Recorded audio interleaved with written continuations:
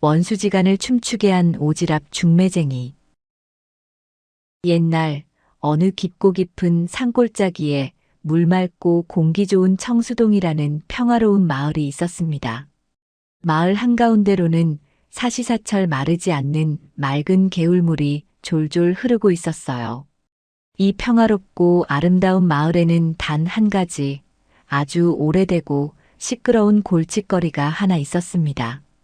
바로 개울을 사이에 두고 동쪽 기와집에 사는 황영감과 서쪽 기와집에 사는 최영감의 기나긴 원수지간이었지요. 두 사람의 앙숙관계는 마을을 넘어 고개 넘어 이웃마을까지 소문이 자자할 정도였습니다. 원래 두 사람은 코올리게 어린 시절부터 한 서당에서 천자문을 배우며 자란 둘도 없는 동무였습니다. 하지만 50년도 더 지난 아주 먼 옛날 서당 뒷산으로 밤을 주우러 갔다가 누구 망태기에 굵은 알밤이 더 많이 들어있느냐를 두고 크게 다툰 이후로 고집쟁이 두 아이는 자라면서도 평생을 으르렁거리며 살게 되었습니다. 그 알밤 사건 이후로 두 사람은 사사건건 부딪히며 서로를 이겨먹지 못해 안달이 났습니다.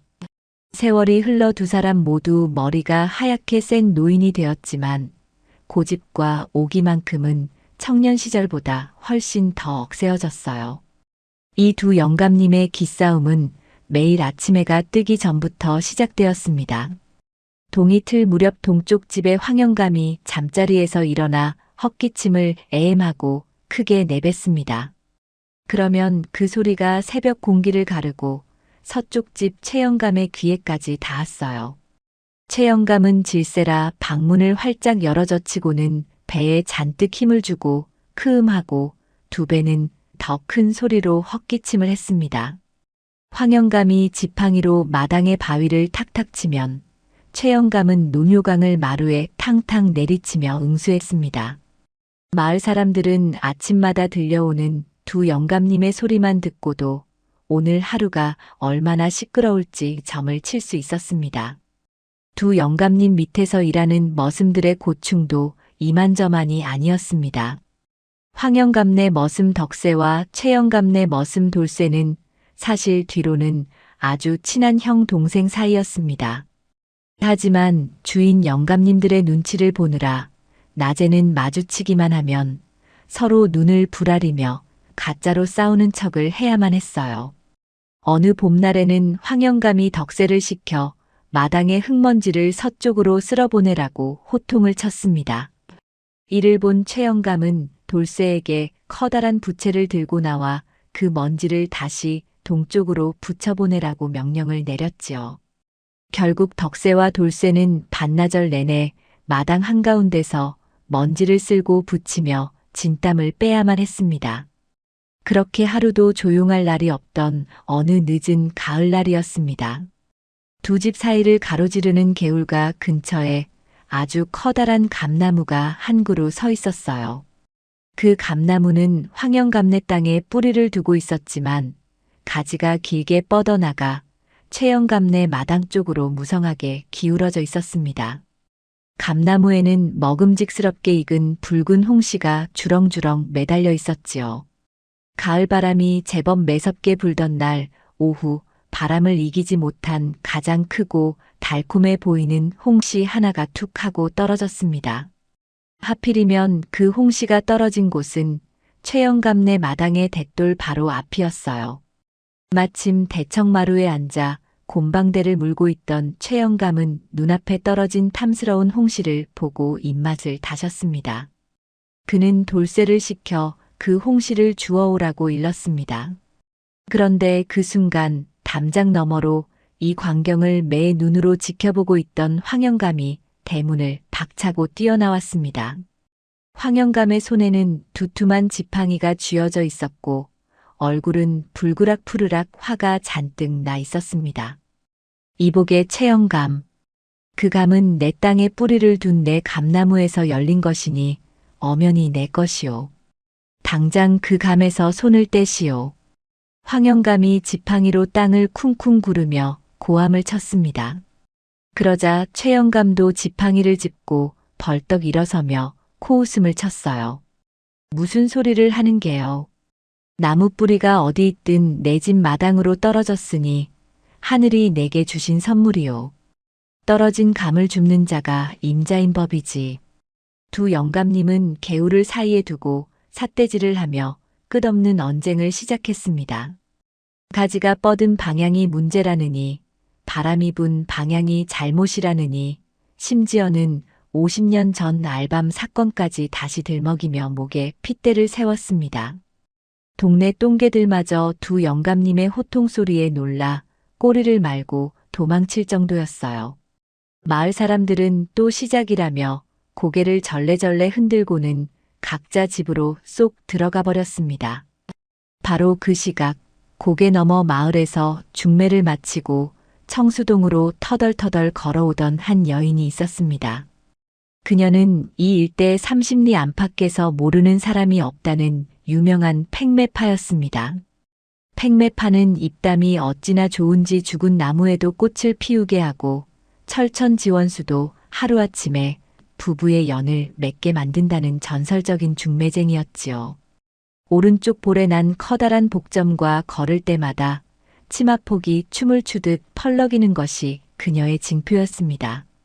팽매파는 워낙 남의 일에 참견하기를 좋아하고 오지랖이 넓어서 길을 가다가도 남들이 다투는 소리만 들리면 참새가 방앗간을 못 지나치듯 기어코 끼어들어 참견을 해야 직성이 풀리는 성격이었습니다. 고갯마루를 넘어오던 팽매파의 귀에 황영감과 최영감의 쩌렁쩌렁한 고함 소리가 들려왔습니다. 팽매파는 눈을 반짝이며 소리가 나는 쪽으로 쟁걸음을 쳤어요. 개울가 다리 밑에 자리를 잡은 팽매파는 보찜을 내려놓고 두 영감님이 싸우는 모습을 흥미진진하게 지켜보았습니다. 홍시 하나를 두고 서로 자기 것이라며 지팡이를 휘두르는 백발의 두 노인을 보며 팽매파는 혀를 끌끌 찼습니다. 그녀가 보기에 두 영감님은 진짜 홍시가 먹고 싶어서 싸우는 것이 아니었습니다. 그저 서로에게 말을 건네고 관심을 끌고 싶지만 그 방법을 몰라 억지를 부리는 아주 어린 아이들처럼 보였어요. 팽매파의 뼛속 깊이 새겨진 중매쟁이의 본능이 꿈틀거리기 시작했습니다. 그녀는 남녀를 맺어주는 것만이 중매가 아니라 저렇게 꼬인 원수지간의 마음을 풀어주는 것도 위대한 중매라고 굳게 믿었습니다.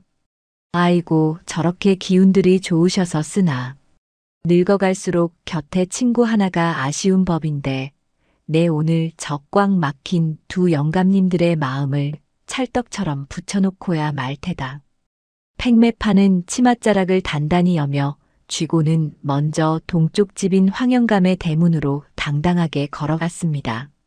마침 감나무 싸움에 지쳐 씩씩거리며 평상에 앉아 땀을 식히고 있던 황영감은 낯선 여인의 등장에 눈썹을 찌푸렸습니다. 뉘신데 남의 집 마당에 불쑥 들어오는 게요.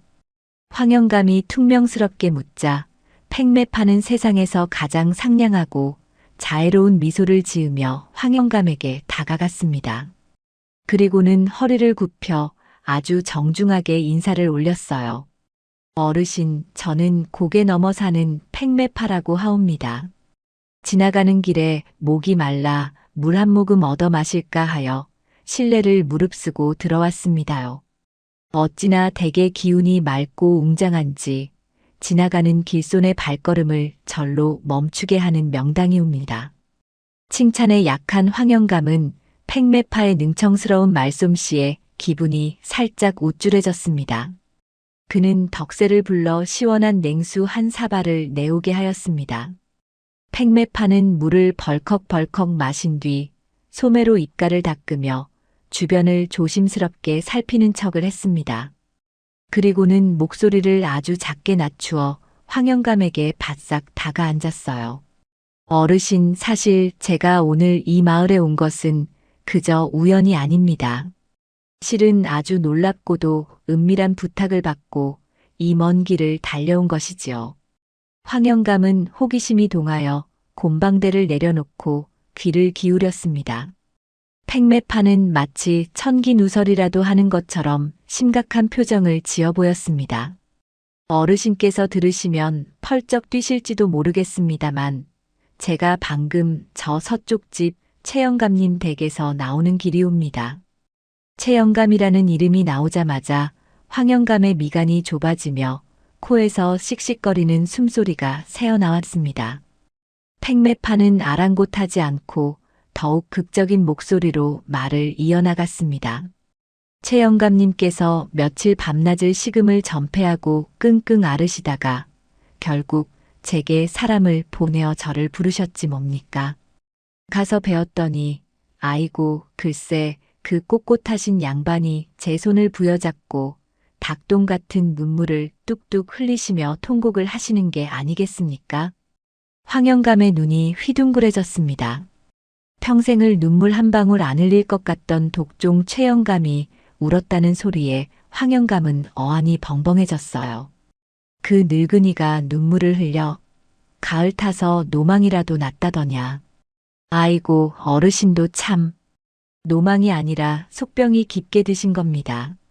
최영감님께서 제게 말씀하시기를 세상 천지에 황영감님만큼 학식과 덕망이 높고 그릇이 큰 대장부가 없는데 본인의 좁은 소견과 알량한 자존심 때문에 평생을 모질게 굴었다며 가슴을 치며 후회를 하시더이다. 황영감은 자신의 귀를 의심했습니다. 그 악독한 서쪽 늙은이가 자신을 대장부라 칭찬하며 후회하고 있다는 말은 평생 상상조차 해본 적 없는 일이었기 때문입니다. 황영감의 굳어있던 입꼬리가 자신도 모르게 실룩거리기 시작했습니다. 팽매파는 이 기회를 놓치지 않고 쐐기를 박았어요. 최영감님 말씀이 아침마다 어르신께서 헛기침을 해주셔야 비로소 하루가 시작되는 것 같아 마음이 놓이신답니다. 오늘 감나무 밑에서 언성을 높이신 것도 사실은 어르신 얼굴을 한 번이라도 더 가까이서 보고 싶고 말 한마디라도 더 섞고 싶어서 억지를 부리신 거라며 어찌나 자책을 하시던지요. 당장이라도 달려와 무릎을 꿇고 사죄하고 싶으나 그동안 지은 죄가 많아 염치가 없어서 도저히 용기가 안 나신다며 저더러 제발 중간에서 다리를 좀 놓아달라고 애원을 하셨습니다요. 팽매파의 천연덕스러운 거짓말은 거침이 없었습니다. 그녀의 말은 너무나도 생생하고 감정이 풍부하여 듣는 이로 하여금 도저히 의심을 품을 수 없게 만드는 묘한 마력이 있었어요. 황영감은 팽매파의 이야기를 들으며 헛기침을 애엠하고 여러 번 내뱉었지만 그의 붉어진 얼굴에는 숨길 수 없는 미소가 번지고 있었습니다. 50년 동안 쌓였던 미움이 한순간에 솜사탕처럼 녹아내리는 기분이었지요. 허허, 거참. 그 영감탱이 속으로는 그런 갸륵한 마음을 품고 있었으면서 겉으로는 왜 그리 모질게 굴었단 말인고. 사람이 솔직하지 못하겠으리. 내 이미 진작에 그 속마음을 꿰뚫어 보고 있었지만 그저 늙은이 체면을 생각해서 모른 척 넘어간 것뿐이지. 황영감은 애써 턱수염을 쓰다듬으며 점잖은 척을 했지만 그의 목소리에는 이미 다정함이 묻어나고 있었습니다. 팽매파는 속으로 쾌재를 부르며 겉으로는 감격스러운 표정으로 황영감을 칭송했습니다. 역시 어르신은 바다와 같은 아량을 가지셨습니다. 제가 이 기쁜 소식을 얼른 최영감님께 전해드려야겠습니다. 필시 뛸 듯이 기뻐하실 겁니다요. 팽매파는 황영감의 집을 나서며 치맛자락을 훌쩍 걷어 올렸습니다. 황영감은 대문 앞까지 마중을 나와 팽매파의 뒷모습을 보며 껄껄껄 흐뭇한 웃음을 터뜨렸습니다. 대문을 나선 팽매파의 발걸음은 깃털처럼 가벼웠습니다. 그녀는 콧노래를 흥얼거리며 총총걸음으로 개울과 징검 다리를 훌쩍훌쩍 건너 서쪽 집으로 향했습니다. 서쪽 하늘로는 어느덧 붉은 저녁놀이 아름답게 물들고 있었고 팽매파는 굳게 닫힌 최영감네 대문 앞에 당도하여 힘차게 문고리를 두드렸습니다. 서쪽 하늘이 붉은 홍시처럼 곱게 물들어가는 초저녁이었습니다. 팽매파는 가벼운 발걸음으로 개울과 징검 다리를 건너 최영감의 커다란 기와집 대문 앞에 도착했습니다. 육중한 소슬대문 앞에는 잡초 하나 없이 깨끗하게 쓸린 마당이 최영감의 깐깐한 성격을 그대로 보여주고 있었지요. 팽매파는 옷고름을 한번 단정하게 매만진 뒤 커다란 쇳꼬리를 잡아당겨 묵직한 소리로 대문을 두드렸습니다. 안에서 누구냐고 묻는 돌쇠의 투박한 목소리가 들려왔고 이내 삐걱거리는 소리와 함께 두꺼운 문이 열렸습니다.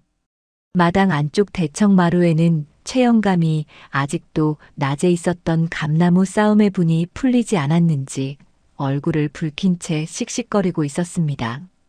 최영감의 앞에는 애꿎은 화로만 놓여 있었고 그는 부직갱이로 재를 푹푹 쑤시며 혼잣말로 황영감을 흉보고 있었지요.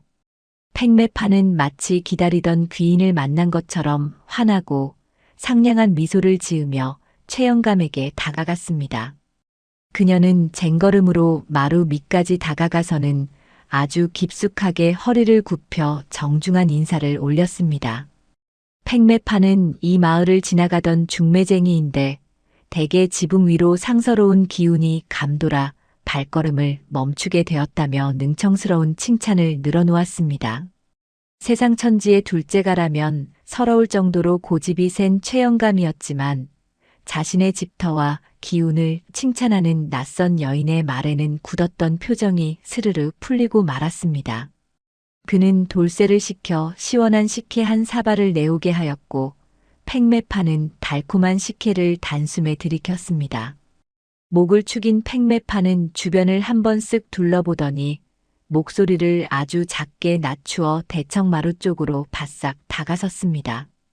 그녀는 최영감에게 자신이 이 마을에 온 것은 단순한 우연이 아니라 아주 간절하고 비밀스러운 부탁을 받았기 때문이라고 속삭였습니다.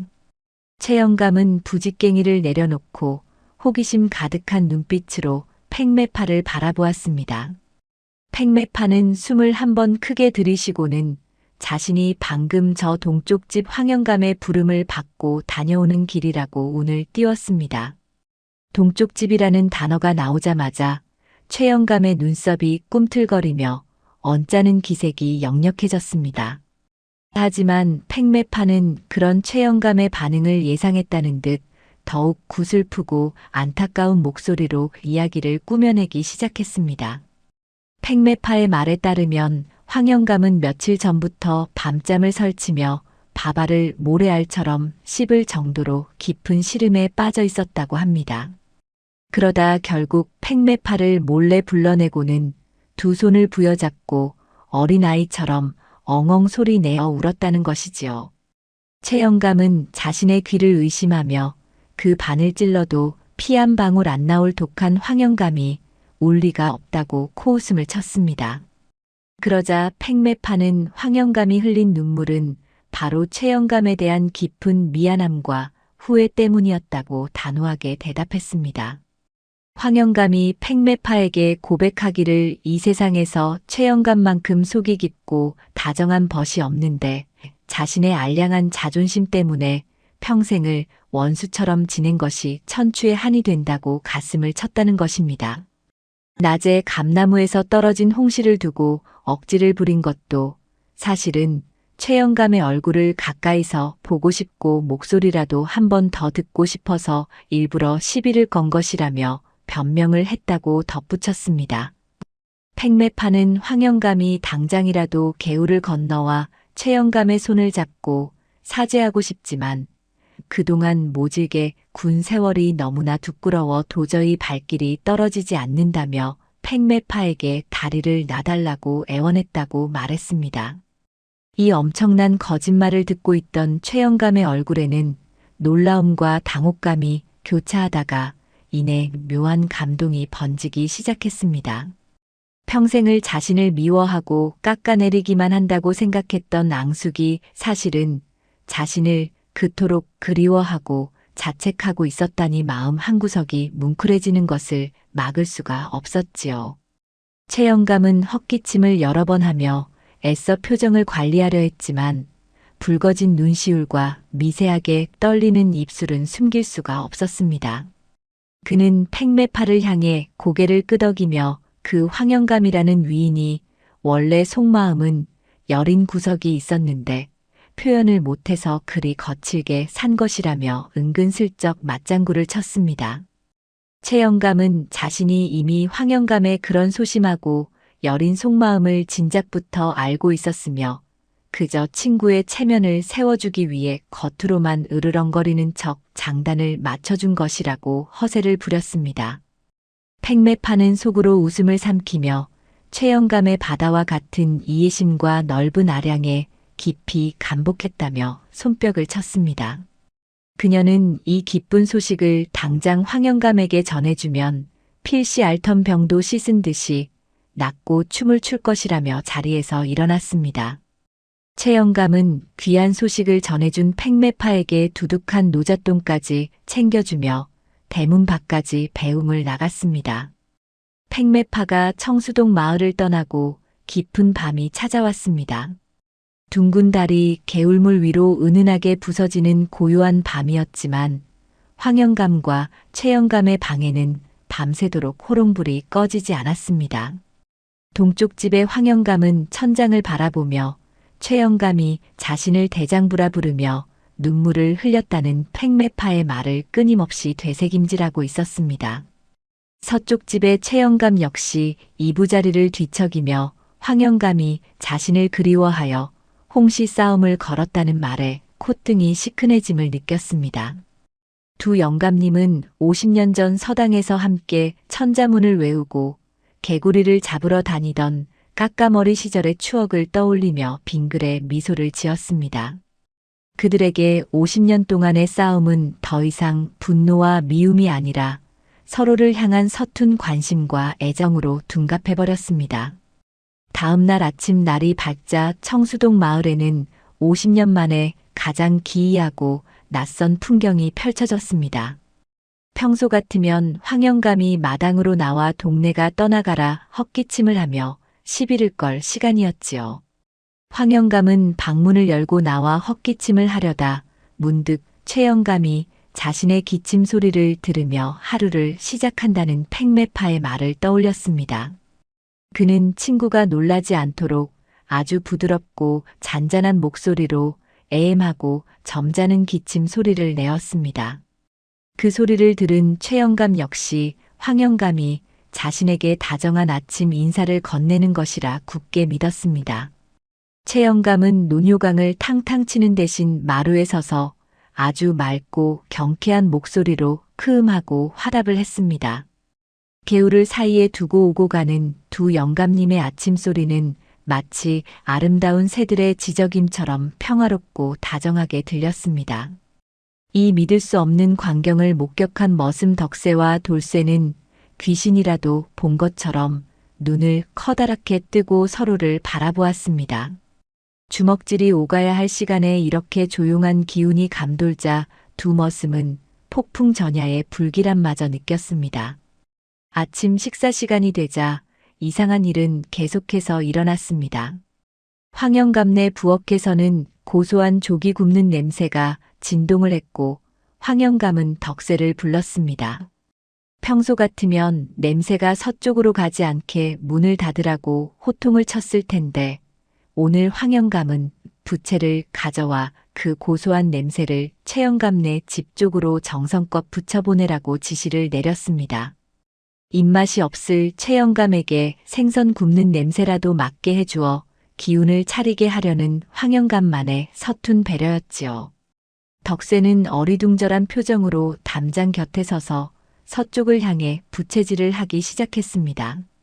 비슷한 시각 서쪽 집의 최영감 역시 돌쇠에게 아주 기상천외한 명령을 내리고 있었습니다. 최영감네는 아침으로 진한 고기 국물을 우려내고 있었는데 최영감은 돌쇠에게 솥뚜껑을 활짝 열어젖히게 했습니다. 그리고는 커다란 키를 가져와 그 구수한 고기 국물 냄새를 동쪽 집 담장을 향해 힘껏 날려보내라고 명했습니다. 속병이 나서 밥도 못 먹는다는 황영감을 향한 최영감의 애틋한 마음 표현이었습니다. 결국 개울가를 사이에 두고 덕새와 돌쇠는 각자 생선 냄새와 고기 냄새를 상대방 집으로 보내기 위해 땀을 뻘뻘 흘리며 부채질을 하는 진풍경이 벌어졌습니다. 따스한 가을 햇살이 내리쬐는 청수동 마을은 그 어느 때보다 평온하고 향기로운 아침을 맞이하고 있었습니다. 평생을 으르렁거리던 두 앙숙의 마음속에 자리 잡은 작은 오해가 만들어낸 놀랍고도 따뜻한 변화의 시작이었습니다. 마을 사람들은 두 영감님네 마당에서 벌어지는 기이한 냄새 교환 의식을 보며 도대체 무슨 일이 일어난 것인지 궁금해 삼삼오오 모여들기 시작했습니다. 아무도 예상하지 못했던 평화로운 분위기 속에서 두 영감님은 각자의 마루에 앉아 서로의 담장을 바라보며 흐뭇한 미소를 짓고 있었습니다. 마을 어귀에 사는 박물장수 노인과 대장장이도 일거리를 멈추고 개울가로 모여들어 이 진귀한 풍경을 넋을 잃고 구경했습니다. 매일 아침 들려오던 고성방가 대신 구수한 밥 짓는 냄새와 생선 굽는 냄새가 마을을 가득 채우자 사람들의 얼굴에도 어느새 편안한 웃음꽃이 피어났습니다. 황영감은 마루에 걸터앉아 곰방대를 입에 물고는 서쪽집 굴뚝에서 피어오르는 연기를 보며 속으로 친구의 안위를 걱정했습니다. 최영감 역시 따뜻한 국밥을 한 숟갈 떠먹으며 동쪽 집에서 넘어오는 생선 냄새에 밥맛이 꿀맛이라며 무릎을 쳤습니다. 그렇게 아침 식사를 마친 두 영감님은 누가 먼저랄 것도 없이 거의 동시에 마당으로 걸어 나왔습니다. 두 사람은 각자 지팡이를 짚고 천천히 발걸음을 옮겨 어제 낮에 커다란 싸움이 벌어졌던 문제의 감나무 앞으로 다가갔습니다. 개울 하나를 사이에 두고 마주 선 황영감과 최영감은 잠시 동안 아무 말 없이 서로의 얼굴을 지그시 바라보았습니다. 50년이라는 긴 세월 동안 단 한 번도 이렇게 평온하고 부드러운 눈빛으로 서로를 쳐다본 적이 없었던 두 사람이었습니다. 황영감은 최영감의 주름진 얼굴을 보며 어제 팽매파가 전해준 눈물바람 이야기를 떠올렸고 속으로 얼마나 마음고생이 심했으면 얼굴이 반쪽이 되었을까 하며 안타까워했습니다. 최영감은 황영감의 굽은 등과 하얗게 샌 수염을 보며 속병을 앓느라 기력이 쇠한 친구의 모습에 가슴이 찢어지는 듯한 슬픔을 느꼈습니다. 두 사람은 동시에 입을 열어 인사를 건네려 했지만 평생을 싸우기만 하던 버릇 탓에 다정한 말이 선뜻 입 밖으로 나오지 않아 입술만 달싹거렸습니다. 감나무 가지 사이로 불어오는 시원한 가을바람만이 두 사람 사이에 어색하고도 따뜻한 침묵을 부드럽게 채워주고 있었습니다. 바로 그때 황영감이 먼저 헛기침을 한번 크게 하고는 지팡이로 바닥을 톡톡 치며 입을 열었습니다. 그는 최영감에게 간밤에 잠은 잘 잤는지 속은 좀 괜찮은지 묻고 싶었지만 막상 튀어나온 말은 감나무 가지치기를 언제 할 것인지 묻는 퉁명스러운 질문이었습니다. 최영감 역시 황영감의 안색을 살피며 고기 국물이라도 좀 나누어 줄까 묻고 싶었으나 말문이 막혀서 바람이 차니 감기나 조심하라고 툭 내뱉고 말았습니다. 겉보기에는 여전히 무뚝뚝하고 퉁명스러운 노인들의 대화였지만 그 속에 담긴 눈빛과 억양은 이전과는 확연히 다른 다정함이 배어 있었습니다. 덕새와 돌쇠는 멀찍이 서 두 영감님의 대화를 지켜보며 여전히 불안한 마음에 손에 땀을 쥐고 있었습니다. 평소 같으면 가지치기 이야기나 감기 이야기만 나와도 서로 상대방 탓을 하며 지팡이를 휘둘렀을 텐데 오늘따라 대화가 무사히 이어지고 있었기 때문입니다.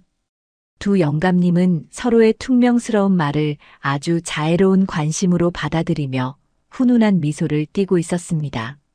황영감은 최영감이 자신의 감기를 걱정해 주었다는 사실에 감격하여 고개를 끄덕였고 최영감은 황영감이 자신네 마당으로 넘어온 감나무 가지를 신경 써준다는 것에 깊은 감동을 받았습니다.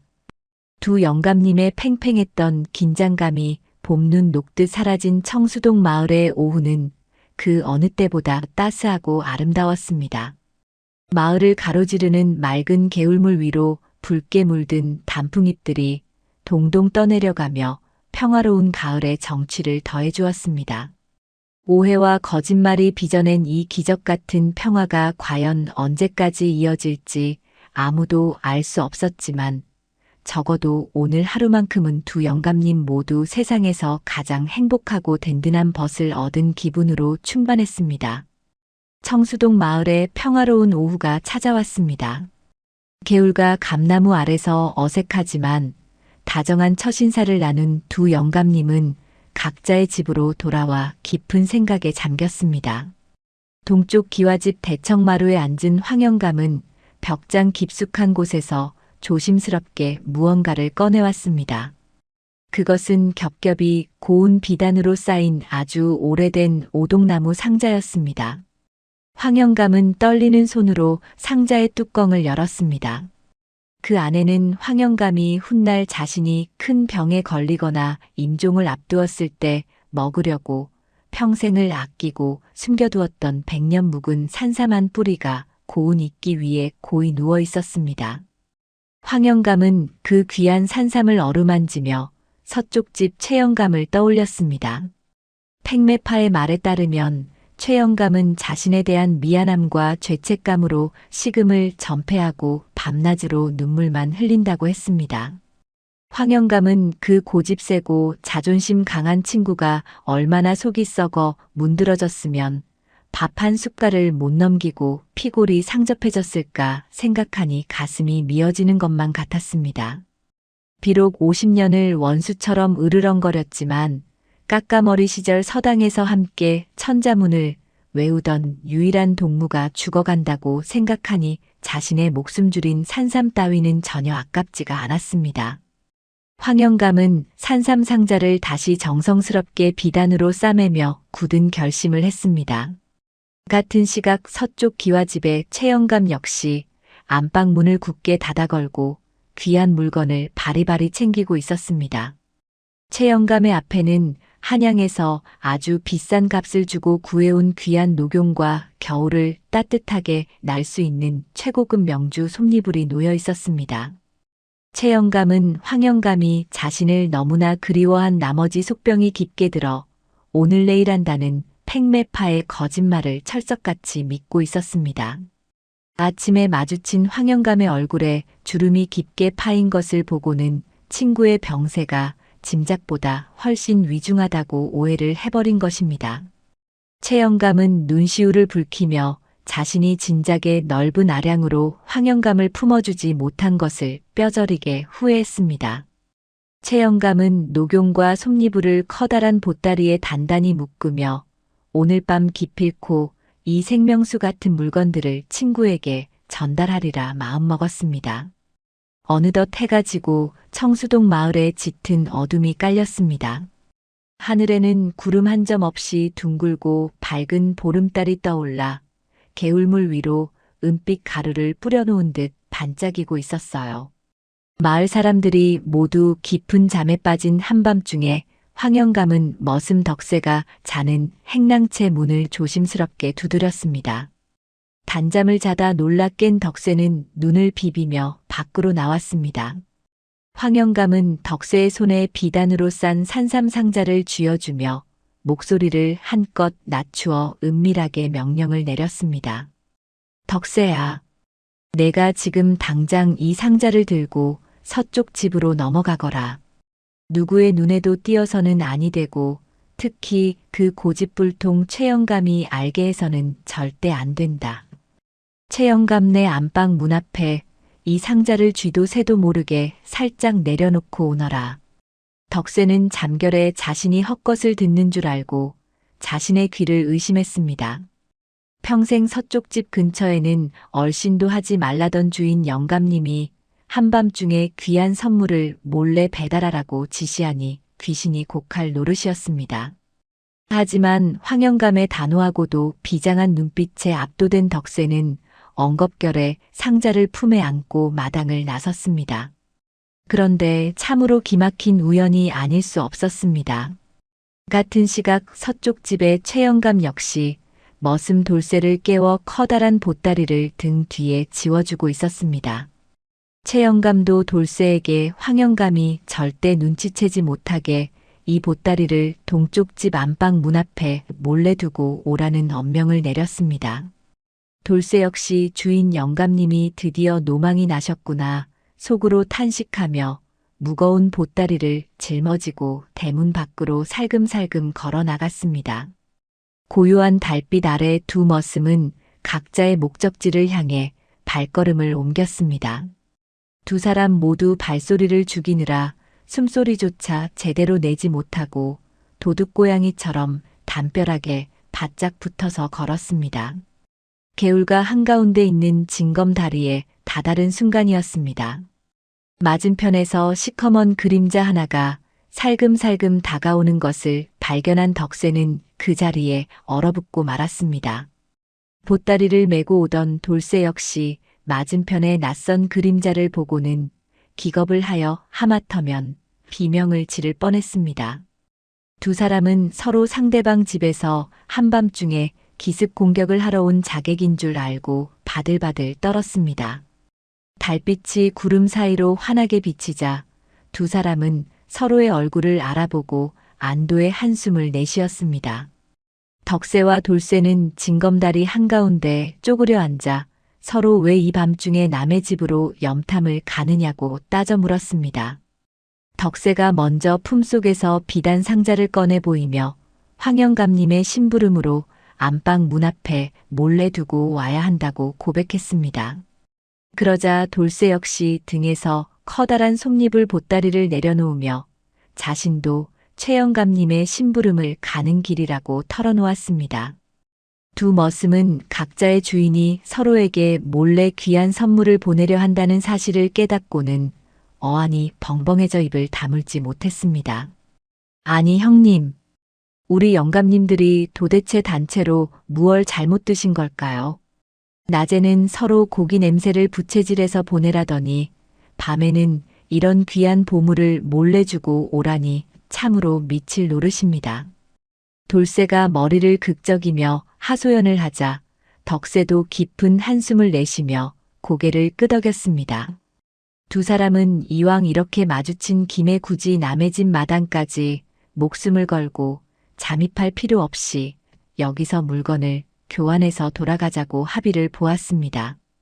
덕새는 돌쇠에게 비단 상자를 건네주었고 돌쇠는 덕새에게 무거운 보따리를 넘겨주었습니다.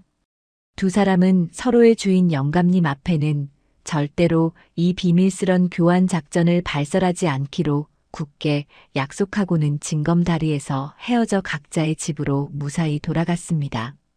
덕새는 황영감의 안방 문 앞에 보따리를 조심스럽게 내려놓았고 돌쇠 역시 최영감의 안방 문 앞에 비단 상자를 고이 모셔두었습니다.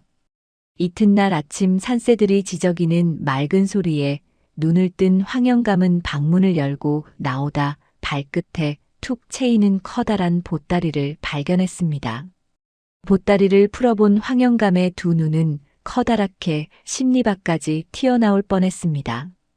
보따리 안에는 윤기가 자르르 흐르는 최고급 명주 솜니불과 값을 매길 수 없이 귀한 녹용이 가득 들어 있었기 때문입니다. 황영감은 단박에 이것이 서쪽 집 최영감이 밤새 몰래 다녀가며 두고 간 물건임을 직감했습니다. 아이고, 이 바보 같은 영감탱이야. 지 몸뚱어리 하나 챙기지도 못하고 밥도 굶으면서 밤새 이 무거운 것을 짊어지고 개울을 건너왔단 말이냐. 황영감은 그만 참지 못하고 굵은 눈물을 뚝뚝 흘리고 말았습니다. 그는 최영감이 뼈만 남은 앙상한 몸으로 어둠 속에서 보따리를 짊어지고 징검다리를 건너는 모습을 상상하니 가슴이 찢어지는 듯 아팠습니다. 자신을 끔찍이도 생각하는 친구의 지극한 정성에 황영감은 감격하여 솜니불을 부둥켜 안고 한참을 흐느꼈습니다. 그와 똑같은 시각 서쪽 집의 최영감 역시 댓돌 위에 놓인 낯선 비단 상자를 발견하고는 호기심에 뚜껑을 열어보았습니다. 그 안에서 은은한 흙냄새와 함께 자태를 드러낸 백년 묵은 산삼을 본 최영감은 다리에 힘이 풀려 그 자리에 털썩 주저앉고 말았습니다. 최영감은 오열을 터뜨리며 마루 바닥을 탕탕 쳤습니다. 이 미련한 황영감아. 속병이 들어 오늘 내일 하면서 내 목숨줄이나 다름없는 이 귀한 산삼을 나에게 양보하다니 내가 정녕 미친 것이 아니냐. 최영감은 황영감이 자신의 생명마저 포기하고 친구인 자신을 위해 이 귀한 약재를 밤이슬을 맞아가며 놓고 갔다고 굳게 믿어버렸습니다. 평생을 원수로 지낸 자신을 이토록 깊이 사랑하고 아껴주는 친구의 마음을 여태 몰라준 자신이 원망스러워 최영감은 산삼 상자를 부여잡고 꺼이꺼이 소리내어 울었습니다. 이 커다란 오해와 착각은 두 영감님의 관계를 완전히 새로운 국면으로 접어들게 만들었습니다. 서로가 자신을 위해 목숨과 전 재산을 바칠 정도로 애틋한 마음을 가지고 있다고 확신하게 된 두 사람은 이제 미움의 경쟁이 아닌 지극한 보살핌의 경쟁을 시작하게 되었습니다. 아침 식사를 마친 황영감은 최영감이 마당을 쓸 기력이 없을 것이라 생각하고 커다란 쌀이빗자루를 들고 슬금슬금 밖으로 나갔습니다. 그는 서쪽집 담장 너머로 몸을 숨긴 채 최영감네 마당 쪽으로 넘어온 낙엽들을 몰래 싹싹 쓸어주기 시작했습니다. 그런데 마침 최영감 역시 아픈 황영감을 대신해 장작이라도 패주어야겠다는 생각에 묵직한 도끼를 들고 마당으로 나와 있었습니다. 최영감은 동쪽집 담장 너머로 부지런히 빗자루질 소리가 들리자 황영감이 병든 몸을 이끌고 억지로 일하는 줄 알고 기겁을 했습니다.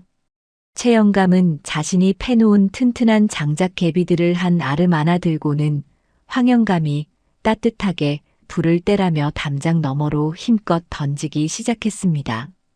느닷없이 하늘에서 굵은 장작들이 비처럼 쏟아져 내리자 마당을 쓸던 황영감은 깜짝 놀라 엉덩방아를 찧었습니다. 하지만 황영감은 머리로 날아오는 장작을 요리조리 피하면서도 전혀 화를 내지 않았습니다. 오히려 이것이 자신을 사랑하는 최영감의 격렬하고 열정적인 애정 표현이라고 굳게 믿으며 얼굴에 환한 미소를 피웠습니다.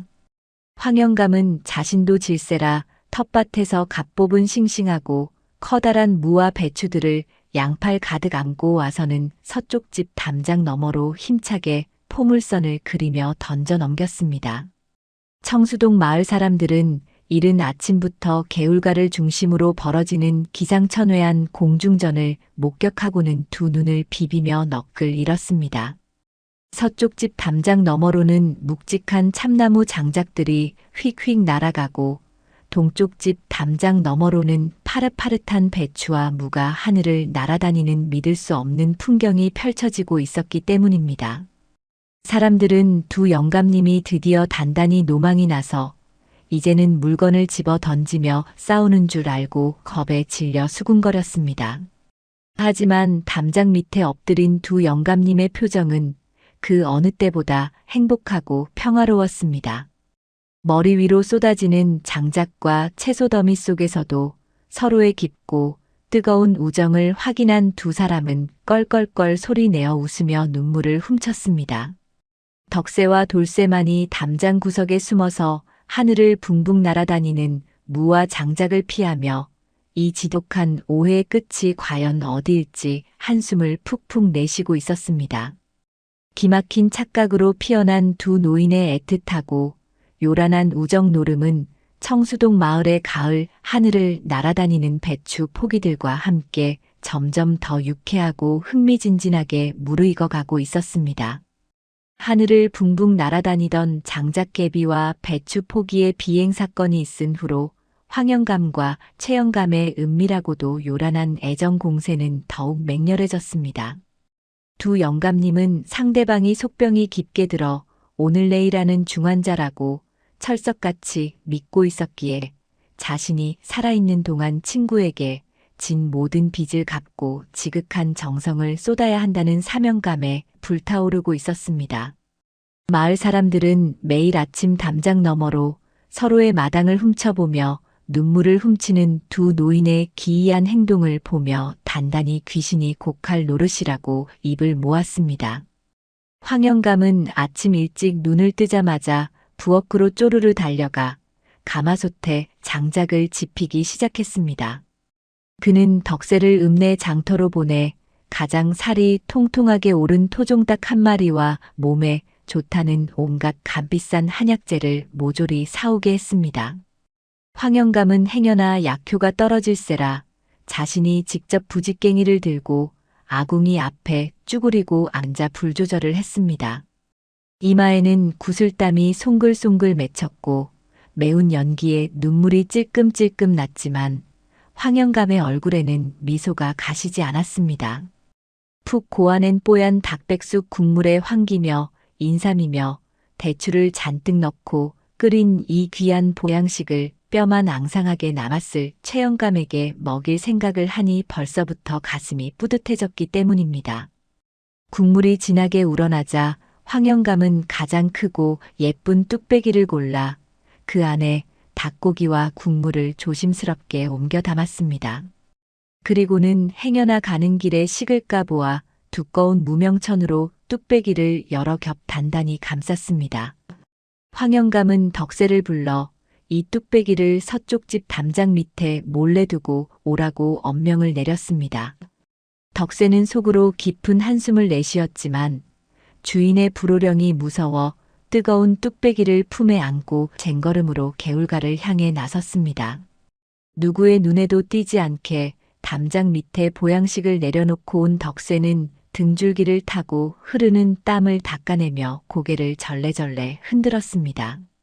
비슷한 시각 서쪽 집의 최영감 역시 가만히 앉아있지 않았습니다.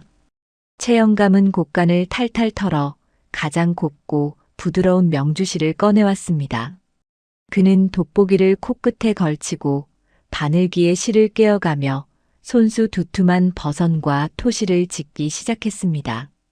바느질이라고는 평생 해본 적이 없는 투박한 노인의 손이었기에 수십 번이나 바늘에 손가락을 찔려 피가 맺혔지만 최영감은 아랑곳하지 않았습니다. 그는 이 차가운 가을 바람에 콜록거리며 죽어갈 황영감이 이 따뜻한 버선을 신고 조금이라도 기력을 회복하기만을 간절히 바랄 뿐이었습니다.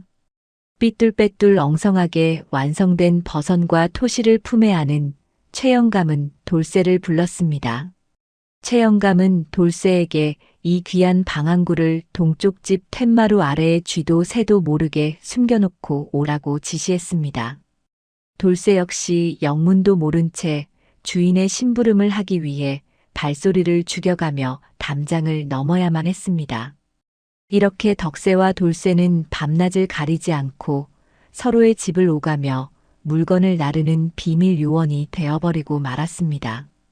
두 머슴은 개울가 징검다리에서 마주칠 때마다 서로의 처지를 비관하며 쓴웃음을 지었습니다. 평생 원수처럼 지내던 주인 영감님들이 갑자기 둘도 없는 효자 노릇을 서로에게 해대고 있으니 중간에서 심부름을 하는 아랫사람들만 죽어나는 꼴이었습니다.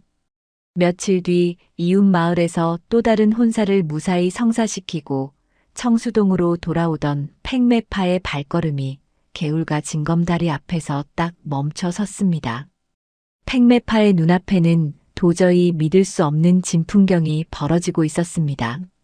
황영감네 담장 위로는 최영감이 보낸 커다란 호박 덩굴이 정성스럽게 묶여서 넘어와 있었고 최영감네 마당에는 황영감이 밤새 엮어서 몰래 던져놓은 새끼줄들이 가지런히 쌓여 있었습니다.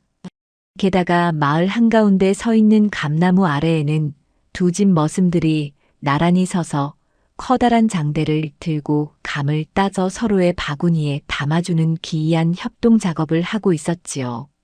팽매파는 치맛자락을 펄럭이며 덕새와 돌쇠에게 다가가 도대체 이 마을에 무슨 난리가 난 것이냐고 물었습니다.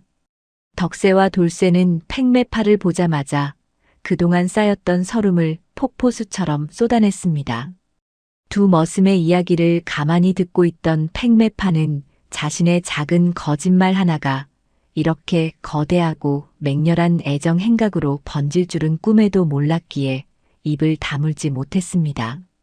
속병이 들어 죽어간다는 선의의 거짓말이 두 영감님의 뼛속 깊은 곳에 숨어있던 우정을 화산처럼 폭발시켜버린 것입니다. 팽매파는 놀라움과 동시에 자신이 평생 해온 중매 중에서 가장 완벽하고 기막힌 중매를 성사시켰다는 깊은 자부심에 어깨가 으쓱해졌습니다. 팽매파가 콧노래를 부르며 다리 밑 그늘에 자리를 잡고 앉아 흥미진진하게 마을을 관찰하고 있을 무렵이었습니다. 마침내 황영감과 최영감이 각자의 대문을 열고 밖으로 나오는 모습이 보였습니다. 두 사람은 마치 약속이라도 한 것처럼 똑같이 지팡이를 짚고 다리를 덜덜 떨며 힘겹게 걸음을 옮기고 있었습니다. 황영감은 최영감이 밤새 지어보낸 삐뚤빼뚤한 버선을 신고 있었고, 최영감은 황영감이 끓여보낸 닭백숙을 먹고 채기가 있었지만 억지로 기운을 낸 듯 배를 문지르며 걷고 있었습니다. 두 사람은 개울가 한가운데 있는 넓은 징검다리에서 마침내 정면으로 마주치게 되었습니다.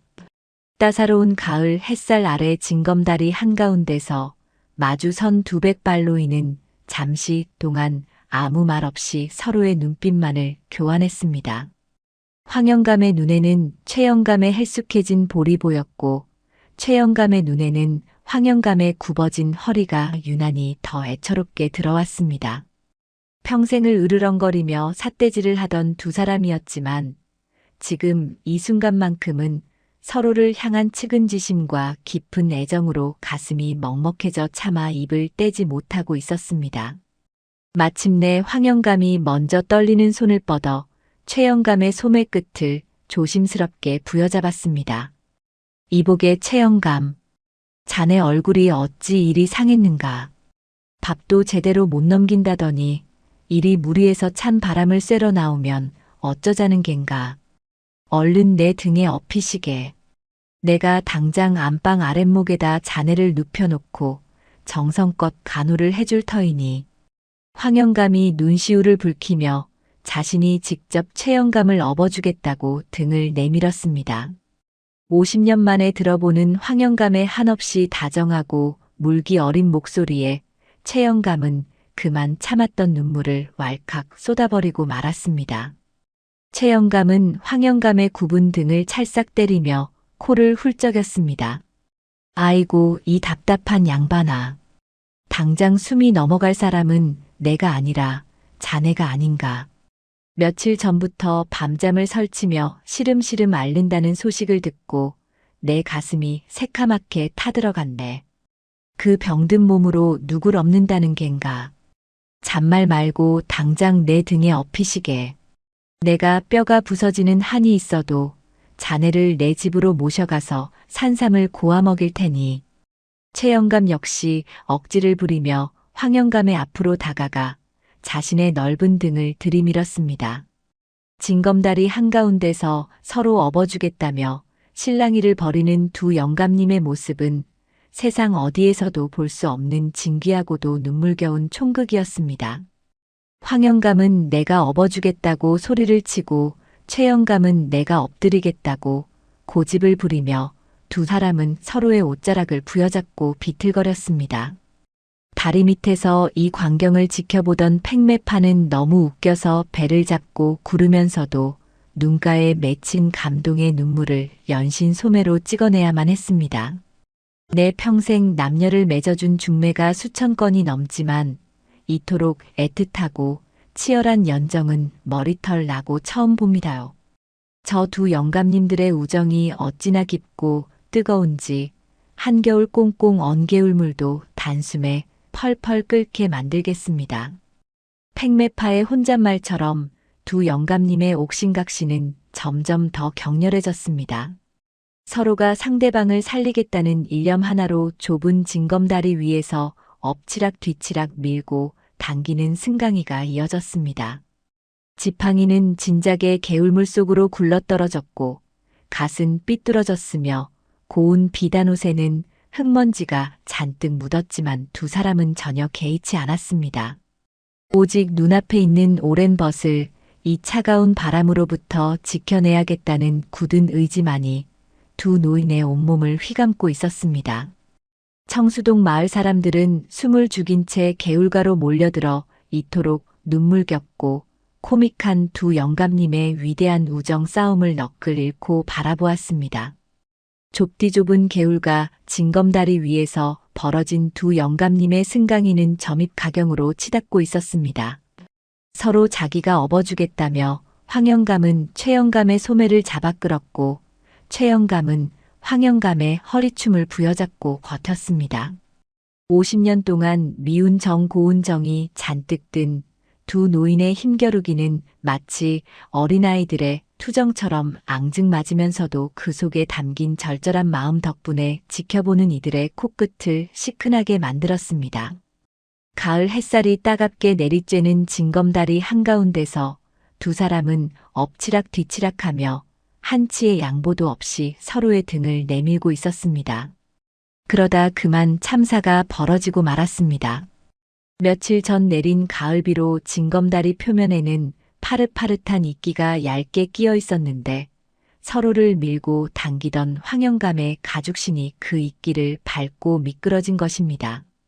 황영감이 어이쿠 소리를 내며 중심을 잃고 휘청거리자 황영감의 허리춤을 꽉 쥐고 있던 최영감도 덩달아 몸이 기울고 말았습니다. 두 사람은 서로를 껴안은 채 허공에서 커다란 원을 그리며 그대로 개울물 속으로 풍덩 빠지고 말았습니다. 사방으로 하얀 물보라가 거칠게 튀어올랐고 징검다리 주변을 둘러싸고 있던 청수동 마을 사람들의 입에서 일제히 찢어지는 듯한 비명이 터져 나왔습니다. 덕새와 돌쇠는 혼비백산하여 주인 영감님들을 구하기 위해 바지춤을 걷어 올릴 새도 없이 첨벙첨벙 개울물 속으로 뛰어들었습니다. 다행히 가을 가뭄으로 개울물은 어른의 무릎 높이밖에 오지 않을 만큼 얕았습니다. 하지만 늦가을의 차가운 계곡물은 뼛속까지 시릴 정도로 차가웠고 두 영감님이 입고 있던 값비싼 비단옷은 순식간에 물을 흠뻑 머금어 천근만근 무거워졌습니다. 물보라가 가라앉고 잔잔해진 개울물 한가운데에는 머리부터 발끝까지 생쥐꼴이 된 두백8 노인이 망연자실한 표정으로 주저앉아 있었습니다. 황영감의 머리에 얹혀있던 점잖은 정자관은 물에 떠내려가 저 멀리 빙글빙글 돌고 있었고 최영감이 애지중지 다듬던 하얀 수염에는 푸른 물이끼가 잔뜩 엉겨붙어 있었습니다.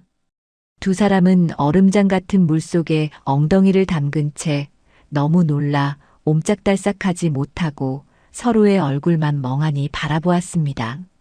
방금 전까지 눈물바람을 하며 서로를 업어주겠다던 비장함은 온데간데 없이 사라지고 그저 물에 빠진 우스꽝스러운 두 노인의 모습만이 남아있을 뿐이었습니다.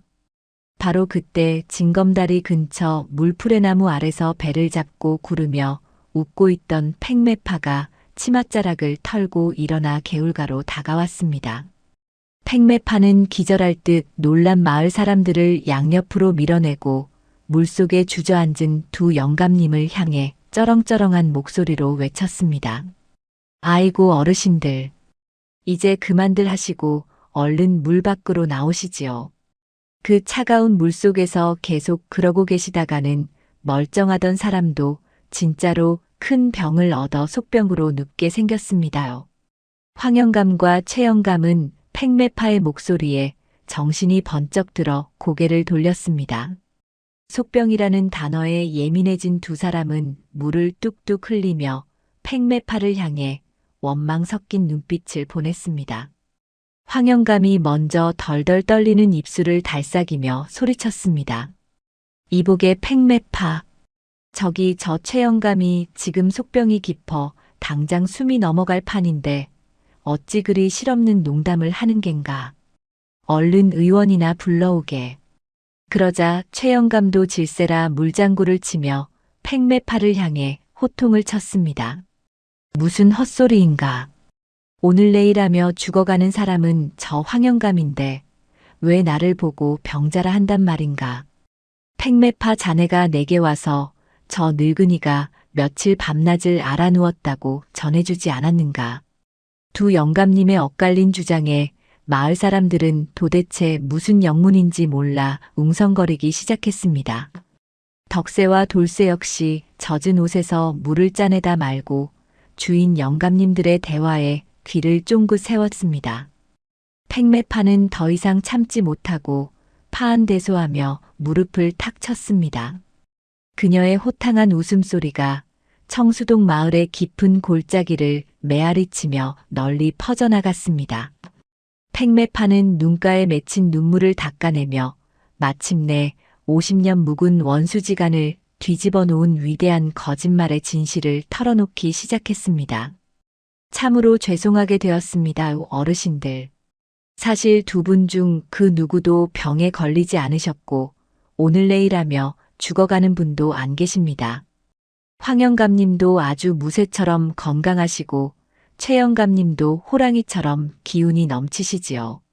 제가 그날 감나무 밑에서 두 분이 다투시는 모습을 보고는 가슴속에 맺힌 그 지독한 오해와 자존심이라는 마음의 병을 고쳐드리고자 아주 작은 거짓말을 하나 보탠 것뿐이옵니다. 팽매파의 입에서 나온 청천벽력 같은 진실에 개울가는 쥐 죽은 듯 고요해졌습니다. 황영감의 눈동자가 갈 곳을 잃고 마구 흔들렸고 최영감의 입은 떡 벌어져 다물어질 줄을 몰랐습니다. 팽매파는 두 영감님의 표정을 살피며 아주 부드럽고 다정한 목소리로 말을 이어나갔습니다. 두 분은 평생을 원수처럼 으르렁거리셨지만 사실은 그 누구보다 서로를 깊이 아끼고 그리워하고 계셨습니다. 단지 그 마음을 표현하는 방법을 몰라 억지를 부리고 성을 내며 담장을 높이 쌓았을 뿐이지요. 제가 상대방이 죽어간다는 거짓말을 슬쩍 흘렸더니 두 분께서 그동안 숨겨두었던 진짜 진심을 화산처럼 터뜨리신 겁니다. 한밤중에 산삼을 나르고 솜니부를 던지고 장작개비와 배추를 담장 너머로 던지며 보여주신 그 뜨거운 정성이야말로 두 분 마음속에 살아 숨쉬던 진짜 우정이 아니옵니까? 팽매파의 말이 끝난 후에도 징검다리 주변에는 한참 동안 정막이 흘렀습니다. 진실을 깨달은 황영감과 최영감은 여전히 물속에 주저앉은 채 멍한 눈으로 서로를 마주 보았습니다. 내가 아파서 죽어가는 것이 아니었단 말인가. 저 늙은이가 속병이 들어 밥을 굶은 것이 아니었단 말인가. 두 사람의 머릿속에는 지난 며칠 동안 자신들이 벌였던 기상천외한 일들이 주마등처럼 스쳐 지나갔습니다. 한밤중에 몰래 징검다리를 건너 비단 상자를 놓고 온 일이며 가마솥 앞에 쭈그려 앉아 닭백숙을 끓이던 일이며 서툰 바느질로 삐뚤빼뚤한 버선을 짓던 일들이 낱낱이 떠올랐습니다. 황영감은 최영감의 발을 쳐다보았습니다. 물에 흠뻑 젖어 축 늘어진 버선은 자신이 그토록 눈물을 흘리며 감동했던 바로 그 엉성한 버선이었습니다. 최영감 역시 황영감의 가슴팍을 쳐다보았습니다. 자신이 끓여보낸 진한 닭백숙 국물이 튀어 누렇게 얼룩진 비단옷이 눈에 들어왔습니다. 상대를 살리겠다고 목숨까지 내놓으려 했던 자신들의 바보 같고 맹목적인 정성이 사실은 팽매파의 능청스러운 입방정 하나에서 시작되었다는 사실이 너무나도 허탈하고 기가 막혔습니다. 처음에는 당장이라도 팽매파에게 호통을 칠 것처럼 미간을 잔뜩 찌푸리던 황영감의 입술 사이로 푸우흡 하는 작은 바람 빠지는 소리가 새어나왔습니다. 이어서 굳은 표정으로 허공을 노려보던 최영감의 콧구멍에서도 킁하는 헛기침 소리와 함께 미세한 떨림이 시작되었습니다. 두 사람은 서로의 엉망진창이 된 꼴을 번갈아 바라보며 필사적으로 웃음을 참으려 애를 썼습니다. 하지만 평생을 지켜온 알량한 체면과 고집이 이토록 허망하고 우스꽝스럽게 무너져 내린 상황 앞에서 더 이상 근엄한 척을 할 수가 없었습니다. 결국 황영감이 먼저 수면을 주먹으로 내리치며 껄껄껄하고 커다란 웃음을 터뜨리고 말았습니다. 그 웃음소리를 신호탄 삼아 최영감 역시 뒤로 발을 구르며 박장대소를 하기 시작했습니다. 50년 동안 켜켜이 쌓여있던 오해와 미움 그리고 서운함이 그들의 호탕한 웃음소리와 함께 차가운 개울물 속으로 남김없이 씻겨 내려가는 순간이었습니다. 두 백발로인은 마치 서당에서 장난을 치다 훈장님께 혼이 난 까까머리 소년들처럼 물장구를 치며 배를 잡고 뒹굴었습니다. 이 미련한 영감탱이야. 멀쩡하게 살아있는 줄도 모르고 내 아까운 100년 묵은 산삼을 덜컥 내어주다니 내 배가 아파서 살 수가 없네. 황영감이 눈물이 쏙 빠지도록 웃으며 소리치자 최영감도 지지 않고 맞받아쳤습니다. 무슨 소린가. 나는 자네가 추워 죽는 줄 알고 한양에서 구해온 최고급 녹용의 명주 솜니불까지 바쳤으니 내가 훨씬 더 손해를 본 장사일세. 겉으로는 아까운 척 불평을 쏟아내고 있었지만 두 사람의 얼굴은 그 어느 때보다 환하고 행복한 빛으로 반짝이고 있었습니다. 서로가 살아있다는 안도감과 자신을 그토록 아껴주었다는 벅찬 감동이 두 사람의 가슴을 따뜻하게 덮여주어 차가운 계곡물의 냉기조차 전혀 느껴지지 않았습니다. 이 아름다운 광경을 지켜보던 덕새와 돌쇠도 서로를 부둥켜 안고 만세를 불렀고 청수동 마을 사람들도 다 함께 손뼉을 치며 덩실덩실 춤을 추었습니다. 오지랖 넓은 팽매파의 하얀 거짓말이 빚어낸 최고의 해피엔딩이었습니다. 물속에서 한참을 웃고 떠들던 황영감은 먼저 자리에서 일어나 최영감을 향해 두 손을 불쑥 내밀었습니다. 최영감은 못 이기는 척 그 투박하고 따뜻한 손을 꽉 맞잡고 몸을 일으켜 세웠습니다. 두 영감님은 서로의 어깨를 겹고 의지하며 조심스럽게 징검 다리를 건너 무트로 올라왔습니다. 물이 뚝뚝 떨어지는 처참한 몰골이었지만 두 사람의 발걸음은 깃털처럼 가볍고 당당했습니다. 황영감은 최영감의 어깨를 툭 치며 오늘 저녁은 동쪽 집 마당에서 자신이 직접 담근 머루주를 대접하겠다고 큰 소리를 쳤습니다.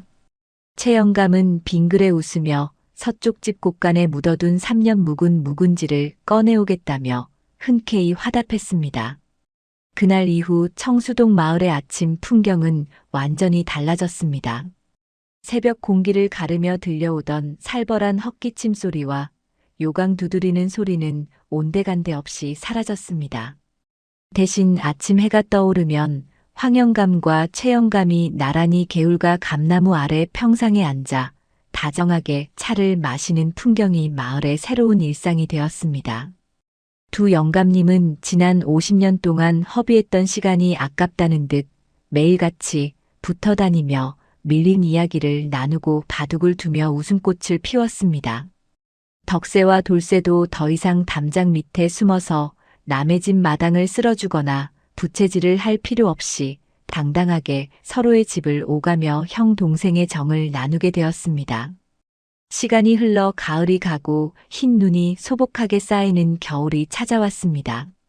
청수동 마을 한가운데를 가로막고 있던 동쪽 집과 서쪽 집 사이의 높은 담장은 언제부턴가 허물어져 하나의 커다란 마당으로 합쳐져 있었습니다.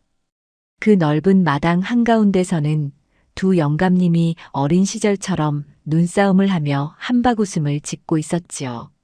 평생을 등지고 살았던 원수지간이 마을 최고의 단짝 콤비로 거듭난 이 전설 같은 이야기는 고개 넘어 이웃 마을까지 널리 퍼져나가 사람들의 마음을 훈훈하게 데워주었습니다. 사람의 마음이란 참으로 오묘하고 신비로운 것입니다. 미움이라는 날카로운 가시 속에는 때때로 상대를 향한 깊은 관심과 애정이 웅크리고 숨어있기 마련입니다. 너무 오랫동안 자존심이라는 단단한 껍질에 갇혀 자신의 진짜 마음조차 들여다보지 못했던 두 영감님은 작은 오해 하나를 통해 비로소 서로의 온기를 다시 품에 안을 수 있었습니다. 때로는 솔직하지 못한 100마디의 진실보다 서로를 아끼는 마음에서 피어난 한마디의 따뜻한 거짓말이 얼어붙은 마음을 녹이는 기적을 만들어내기도 하는 법입니다. 밤하늘의 둥근 달빛이 하얗게 눈 덮인 청수동 마을의 지붕 위로 부드럽게 내려앉으며 오랜 세월 먼 길을 돌아 마침내 서로의 손을 맞잡은 두 오랜 벗의 평화로운 단잠을 조용히 지켜주고 있었습니다.